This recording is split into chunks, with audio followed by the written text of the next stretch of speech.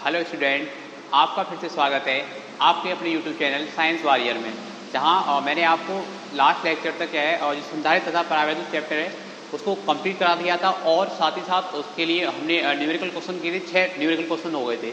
अब numerical portion में क्या है, मैं आपको वही क्वेश्चन करा रहा हूँ जो लास्ट ईयर एग्जाम में आए हुए हैं इस चैप्टर से संबंधित, संधारित्र तथा परावैद्युत से संबंधित जो भी न्यूमेरिकल क्वेश्चन है इसमें आज हम जो 6वां क्वेश्चन था उससे आगे कवर करेंगे। ठीक है, अब इसमें जो क्वेश्चंस रहेंगे संधारित्र बेस्ड होंगे और इसमें हम जो देखेंगे तो खासकर जो चित्रों वाले होंगे जिनमें क्या है श्रेणीक्रम और स्वांतर क्रम रहेगा। ठीक है, अब संधारित्र को श्रेणीक्रम पहचानना चित्र में और स्वांतर क्रम पहचानना उसका क्या तरीका है। अगर जैसे भी कोई चित्र होगा उसमें अगर हम एक लाइन में जा रहे होंगे, चित्र में हम क्या एक लाइन में जा रहे होंगे, जितने भी संधारित्र मिलेंगे एक लाइन में वो सारे होंगे श्रेणीक्रम में। वहीं अगर संधारित्रों के लिए रास्ते एक से ज़्यादा बढ़ रहे होंगे, एक से ज़्यादा भागों में बट रहा होगा, वहाँ से क्या है समांतर क्रम स्टार्ट होगा और तब तक रहेगा समांतर क्रम जब तक कि रास्ता आगे आकर क्या ना हो रहा हो, बंद ना हो रहा हो। ठीक है, तो इसी को ध्यान में रखते हुए क्वेश्चनों को हल करेंगे हम। ठीक है, तो देखो आइए देखते हैं जो हमारा पहला क्वेश्चन है। पहला क्वेश्चन रहेगा क्या है, संधारित्रों के दिए नेटवर्क में संधारित्रों का एक नेटवर्क दे रखा है हमारे पास, उसमें क्या है बिंदुओं ए तथा बी के बीच तुल्य धारिता ज्ञात करनी। तो बिंदु ए और ये बिंदु बी है, इन दोनों के बीच में क्या है तुल्य धारिता ज्ञात करनी है। और कह रहा है और 4 माइक्रोफैराड यानी कि ये वाला जो संधारित्र है, संधारित्र की प्लेटों के बीच 4 माइक्रोफैराड का जो संधारित्र है इसकी प्लेटों के बीच क्या है, हमें संधारित्र की प्लेटों के बीच विभवांतर की गणना भी करनी है। ठीक है, तो सबसे पहला हमारा काम रहेगा जो परिपथ है उसकी तुल्य धारिता निकालें। अब तुल्य धारिता निकालने की हमें एक थोड़ा क्रम बताना है। जैसे एक तरह से ऐसे समझें कि हम ये जो वोल्टेज जो भी सेल है विद्युत स्रोत है उसका प्लस रे से हमें पहुंचना है माइनस रे पर। अब हमें क्या वो इधर से ऐसे नहीं पहुंचना है, हमें जाना है रास्ते से होते हुए, सारे रास्तों को कवर करते हुए जाना है और इन सारे रास्तों को बनाना है एक। ठीक है, अब ऐसे आए हम, मान लो हम यहाँ से चलना स्टार्ट किया हमने और बिंदु ए पर गए, कोई बात नहीं, यहाँ हम पहुंचे, हमें मिला एक संधारित्र, तो इसका हमने नामकरण कर दिया, इसको मान लिया हमने C1। क्या मान लिया? C1। अब यहाँ जैसे हम यहाँ आगे पॉइंट पर आएंगे हमने देखा रास्ता क्या 2 भागों में बट रहा है। ठीक है, रास्ता 2 भागों में बट रहा है तो कौन सा क्रम स्टार्ट हो जाएगा तुम्हारा? समांतर क्रम। ठीक है, कब तक चलेगा? जब तक कि रास्ता क्या ना हो रहा हो, बंद ना हो रहा हो। तो ऐसा करते हैं हम, अब ये तो है नहीं कि हम 2 रास्तों पर एक बार भी चल ले, एक एक करके चलते हैं। तो मान लो ऊपर की तरफ गए हम, यहाँ गए, हमें संधारित्र एक और मिला, उसका नाम दे दिया हमने C2।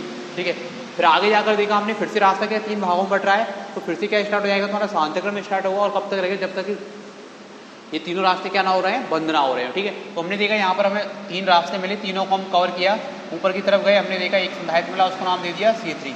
फिर बीच वाले रास्ते पर गए, उसका नाम दे दिया हमने C4 और इधर की तरफ आए, इसका नाम दे दिया हमने C5। ठीक है, अब आगे जाके रास्ता क्या हो गया? बंद हो गया।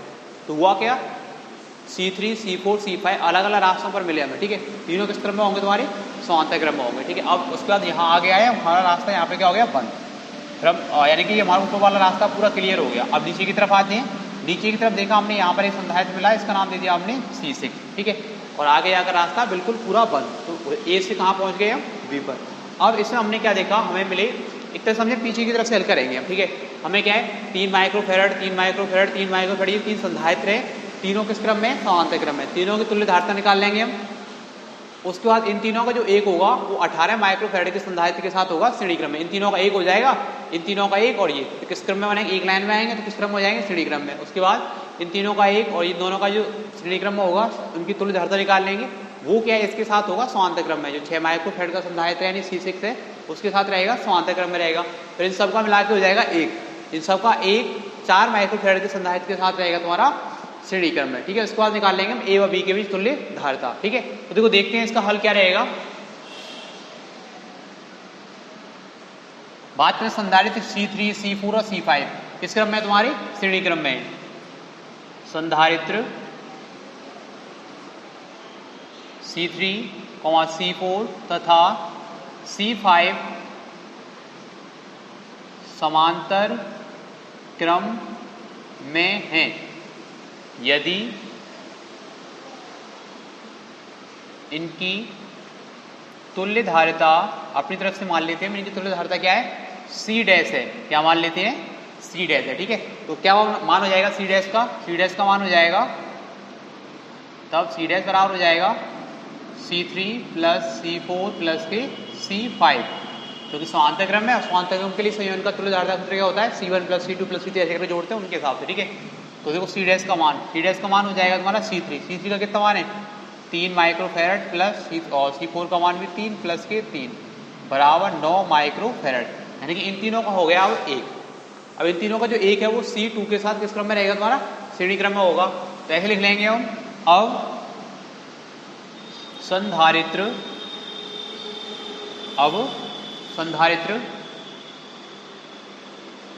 C डैश व C2 श्रेणी क्रम में होंगे, C डैश व C2 श्रेणी क्रम में होंगे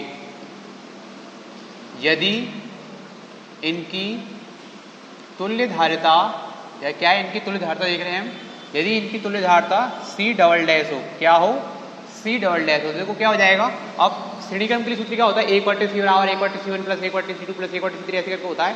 यानी कि तुल्य धारिता का व्युत्क्रम अलग अलग संधारित्रों की धारिताओं के व्युत्क्रमों के योग के बराबर होता है, उसके अकॉर्डिंग देखेंगे।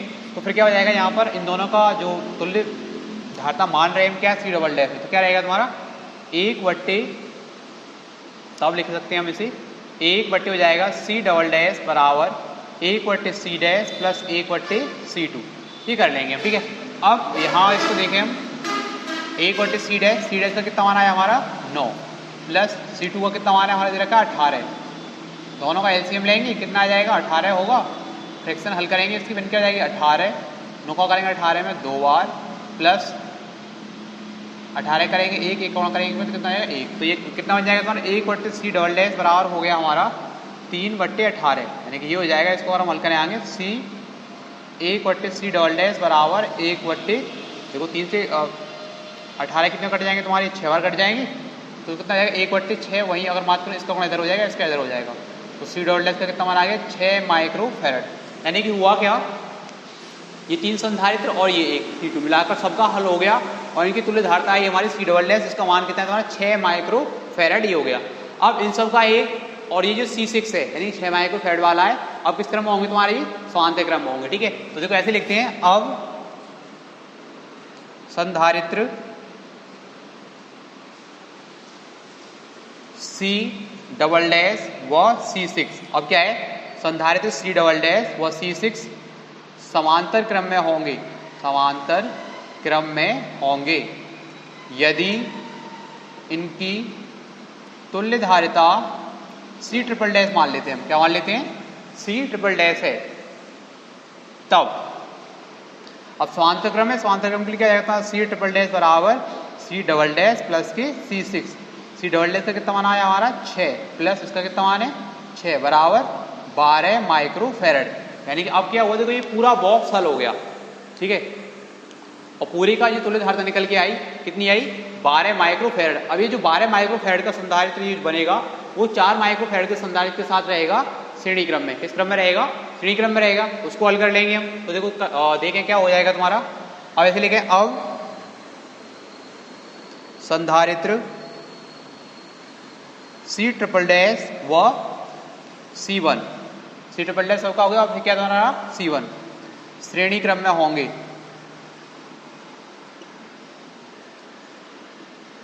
यदि इनकी तुल्य धारिता C हो, क्या हो C हो, अर्थात C हो, तब ये जाएगा फिर 1/C बराबर 1/C double dash plus 1/C1, 1/C double dash, C double dash का कितना मान आया तुम्हारा 12 प्लस C1 का कितना मान है 1/4, दोनों का एलसीएम लेंगे कितना आएगा तुम्हारा 12 का करेंगे डिवाइड एक बार प्लस 4 का करेंगे 12 में कितनी बार हो जाएगा 3 बराबर 4/12 बराबर 1/, कितना हो जाएगा 3, यानी कि तुम्हारा ये वन क्या आया 1/C बराबर 1/3। तो इससे क्या हो जाएगा हमारा C का मान 3 माइक्रोफैरड, अर्थात A व B के बीच तुल्य धारिता क्या हो जाएगी तुम्हारी C बराबर 3 माइक्रोफैरड। देखो हमें ये देखना है एक तरह से A और B के बीच तुल्य धारिता एक, मतलब सारे जो संधारित्र होंगे उन सबका अवयव बनाना होता है एक, तो वो जाएगी A और B के बीच तुल्य धारिता। इन सबको हल करती है तो हमारा जो लास्ट में आया हुआ है C बचा है, जो कि A व B के बीच क्या हो जाएगा अकेला संधारित्र रहेगा, ठीक है। तो ये क्या हो जाएगी A व B के बीच तुल्य धारिता, कितना मान है हमारा इसका A व B के बीच तुल्य धारिता आई है, इसका मान है 3 माइक्रोफैरड, ठीक है, ये हो जाएगा। अब हमें क्या है 4 माइक्रोफैरड का ये संधारित्र, उस पर उसके सिरों को भी विभवांतर और देखना है, ठीक है। तो उसके लिए करेंगे क्या, हमें पता है जो विद्युत स्रोत है उससे जो आने वाला विभवांतर है वो कितना तुम्हारा 2 वोल्ट है, ठीक है। तो हम ऐसे लेते हैं, सेल से ली गई धारा है, सेल से आने वाली आवेश, ठीक है। मान लें यहाँ से क्यू आवेश आ रहा है, अगर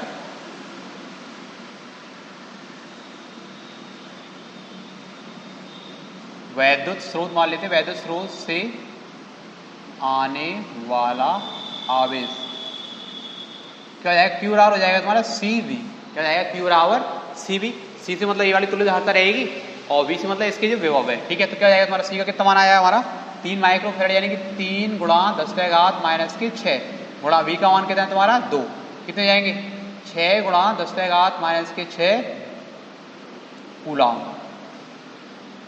क्या जाएगा 6 गुणा 10⁻⁻⁶ कूलम, यानी कि ये परिपथ से आवेश धारा। अब देखो एक चीज समझनी है, इन सब का जब हल हो गया था इस पूरे वाले बॉक्स का, इन सब का एक हुआ था वो C1 यानी कि 4 माइक्रोफैराड के संधारित्र के साथ किस क्रम में था, श्रेणी क्रम में था, ठीक है। तो अगर हम देखें C1 और इन सब का जो एक हुआ वो किस क्रम में, श्रेणी क्रम में। श्रेणी क्रम में तो जो यहाँ पर आवेश क्या रहेगा, क्योंकि एक ही संधारित्र है, तो इसके बात करें प्लेटों पर जो आवेश जो Q है वही आवेश क्या रहेगा, इस पर रहेगा। और इन सब का मिला के जो एक हो रहा था उसके बात करें सिरों पर भी या प्लेटों पर भी आवेश क्या है, वही रहेगा जो Q आवेश हमारा, यानी कि 6 गुणा 10⁻⁻⁶ कूलम है जो, ठीक है। तो अब हमें देखना है, ऐसे लिखें अगर हम संधारित्र C1 व C" श्रेणी क्रम में है, श्रेणी क्रम में है, अतः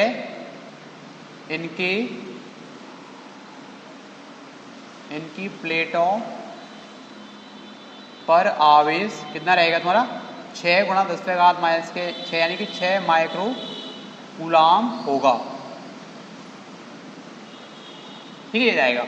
अब हमें क्या है 4 माइक्रोफैराड का ये संधारित्र, इसके स्रों को भी देखना है विभवांतर। एक दूसरा क्वेश्चन समझे अगर इसे हम पहला अगर इसको मान रहे हैं, देखो होगा क्या 4 माइक्रोफैराड के संधारित्र के स्रों को भी विभवांतर देखेंगे तो क्या बनेगा तुम्हारा 4 माइक्रोफैराड के संधारित्र के लिए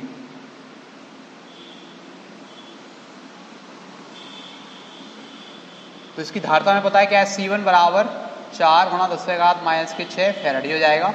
इसके स्रों पर आवेश की बात करें Q रहेगा कितना मान है 6 गुणा 10⁻⁻⁶ कूलम, ठीक है। हमें निकालना है 4 माइक्रोफैराड के संधारित्र के सिरों के बीच विभवांतर। तो क्या हो जाएगा 4 माइक्रोफैराड के संधारित्र के सिरों के बीच विभवांतर, तो क्या रहेगा V बराबर Q/C1। और विभवांतर का सूत्र क्या होता है, V बराबर Q/C, उसके अकॉर्डिंग देखेंगे। देखो हुआ क्या है, यहाँ पर हमने देखा इससे जो विद्युत स्रोत से धारा आवेश आ रहा है Q, वो क्या है C1, यानी कि 4 माइक्रोफैराड के संधारित्र के प्लेटों पर वही आवेश रहेगा। तो वो हमने कर लिया, यानी Q बराबर 6 गुणा 10⁻⁻⁶ कूलम, यही द्वारा है, तो ये कर लिया। अब इसकी हमें धारिता पता है 4 माइक्रोफैराड है, तो इसके स्रों के बीच का निकाल सकते हैं, विभवांतर निकाल सकते हैं। तो क्या जाएगा V बराबर Q/C1। अब Q का कितना मान है तुम्हारा 6 गुणा 10⁻⁻⁶ बट्टे, और C1 का कितना मान है 4 गुणा 10⁻⁻⁶। 10⁻⁻⁶ से क्या होगा 10⁻⁻⁶ घट जाएंगे, 4 का भाग करेंगे 6 में, 4 एकम 4, 0.2 बचेंगे, 4 पंजे 20। तो यानी कि कितना हो जाएगा 4 माइक्रोफैराड संधारित्र के स्रों को विभवांतर V बराबर 1.5 वोल्ट, ठीक है। क्यों जाएगा संधारित्र जो 4 माइक्रोफैराड धारिता का संधारित्र उसके स्रों के बीच विभवांतर V बराबर 1.5 वोल्ट, ठीक है। तो उतारें